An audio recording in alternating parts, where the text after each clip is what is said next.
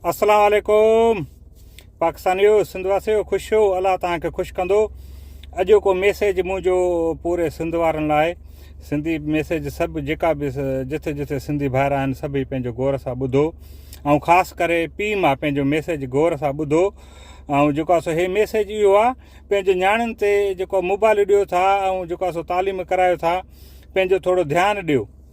अॼुकल्ह वाक़िया तमामु घणा था हलनि कोर्टुनि में जेको आहे सो भॼी निकाह था कनि। हाणे बि हिकिड़ो वाक़ियो हलियो आहे चना बिरादरी जो ऐं बुरड़ा बिरादरी जो ॻोठ बि सड़ी वियो आहे ऐं साईं खे चवां सरदारनि जे मथां केस थिया आहिनि अलाए कीअं थिया आहिनि। इहो असां सोशल मीडिया ते ॾिसूं था सच त ख़बर ख़ुदा खे अलाए छा आहे उहो त रब ॼाणे थो। सो मुंहिंजो चवण जो मक़सदु इहा आहे त मां पंहिंजे सिंधवासियुनि खे सभिनी खे चवां थो महिरबानी करे जेको आहे सो तालीम करायो पंहिंजे नियाणियुनि ते थोरो ध्यानु ॾियो पंहिंजे घर में थोरो ध्यानु ॾियो पंहिंजो जेको आहे सो मोबाइलियूं तव्हां न ॾियो। मां अॻ में बि हिकिड़ो वीडियो ठाहियो हुउमि बाबा नियाणियुनि खे मोबाइल न ॾियो। नियाणियुनि खे तक़रीबन शादी थी वञे त पोइ हुनखे तव्हां मोबाइल ॾियो भली पोइ जेको आहे सो उहो पंहिंजो घर वारो हुनखे छॾे थो मोबाइल हलाइण घर में त पोइ भली जेको आहे सो जी बिस्मिल्लाह ॻाल्हाइण ॿोलाइण लाइ कमुकार जे हिसाब लाइ मोबाइल ज़रूरी आहे पर अवल मोबाइल न ॾियो। इन करे असांजो नियाणियूं छोकिरियूं बि कोन थियूं ॾिसनि।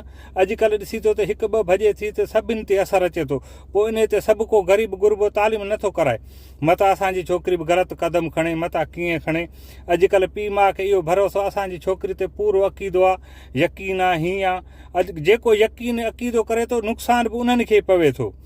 मुंहिंजे चवण जो मक़सदु इहो आहे त पंहिंजो नियाणियुनि खे तालीम करायो पंहिंजो थोरो मोबाइल बि न ॾियो थोरो ध्यानु कयो।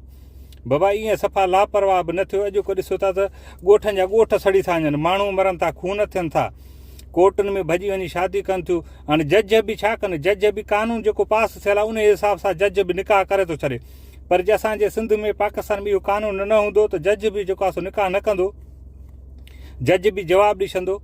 हाणे जज खे बि माण्हू चवंदा हुआ जज छो था निकाह कनि छो थो कोर्ट निकाह करे कोर्ट जजनि जो छा वञे जज कानून जेको पास थियल हूंदो उहो ई जज हिसाब रखंदा पंहिंजो।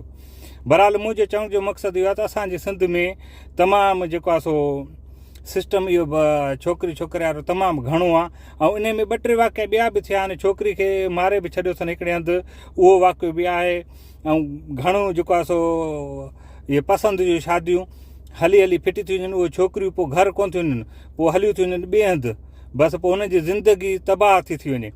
बहरहाल पोइ बि नियाणियूं नथियूं सम्झनि ॻाल्हि खे त बाबा असां जेको आहे सो घर छॾे पीउ माउ खे छॾे असां ॿाहिरि निकिरूं थियूं त असांजी ज़िंदगी हली थी वञे। असांजी पीउ माउ जी इज़त कहिड़ी थींदी भाइरनि जी कहिड़ी इज़त थींदी चाचनि मामनि जी कहिड़ी इज़त थींदी असांजे ॻोठ वारनि जी क़ौम जी कहिड़ी इज़त थींदी असां